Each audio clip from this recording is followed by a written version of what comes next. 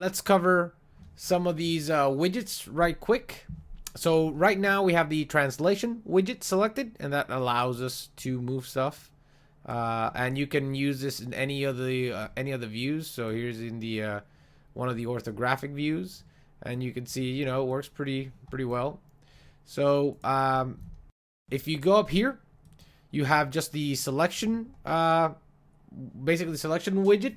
What this allows you to do is basically select objects, and you know you're not going to translate or rotate them by mistake, because all the translation, rotation, and other modification widgets are turned off, and you just can't mess up your level. So if you're viewing your level, you know you're not going to make any changes, and you want to be extra safe, just go into the selection mode right here, and you'll be good to go. So this is your translation mode, and like I showed you before, you can translate objects using those little arrows. You also have a rotation mode, and basically you just grab and rotate stuff, and there you go. You can see me rotate things there. And then you have a scaling mode. Now this is a uniform scaling mode, so no matter which one of these I grab, that square is gonna just get uniformly bigger, so all the sides are gonna stay the same.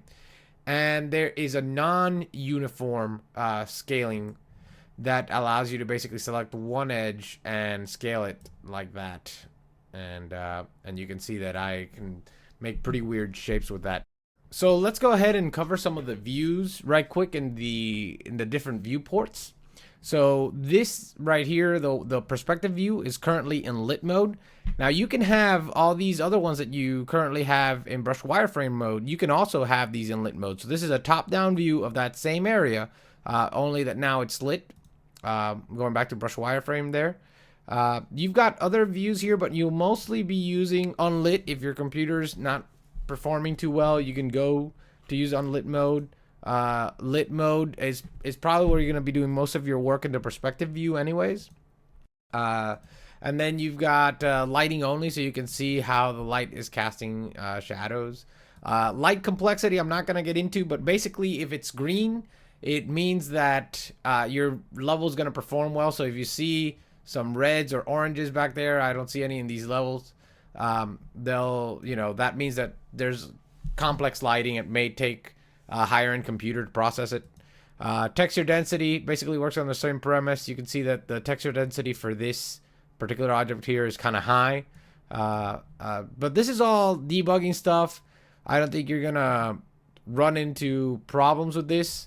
But the long and short of all these views here is if it's green, it's good, and if it's red, it might have some performance issues. But I'm just going to go back to lit mode, and there it is right there. If you're looking for, if you come in here and it's all, wireframe, and you're like, that's horrible, just make sure it's in lit mode. So let me recap some stuff right quick. Basically, movement.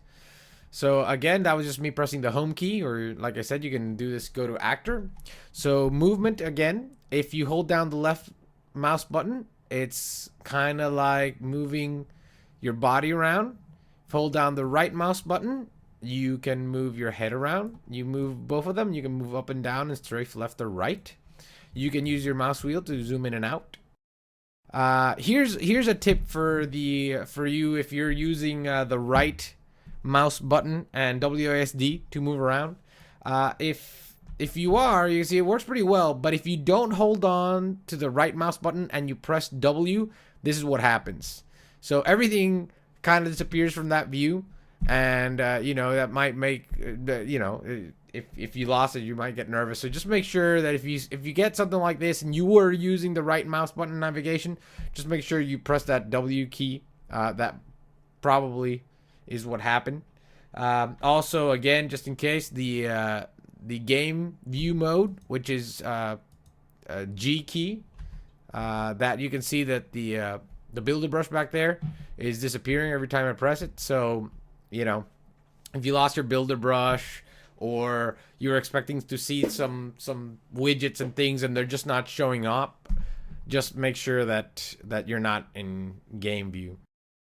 So that is it for this tutorial. We are going to cover some other subjects in future tutorials, But let me just show you some last minute things. Again, these tutorials are very simple, just to get your foot in the door and basically get you started.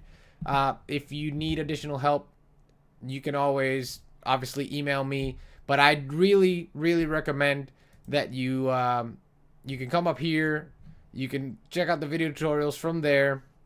If not, if you just go into your browser window to your start page, actually any one of these will open up to this tab system, so they're actually all accessible from here, from the content browser to the start page.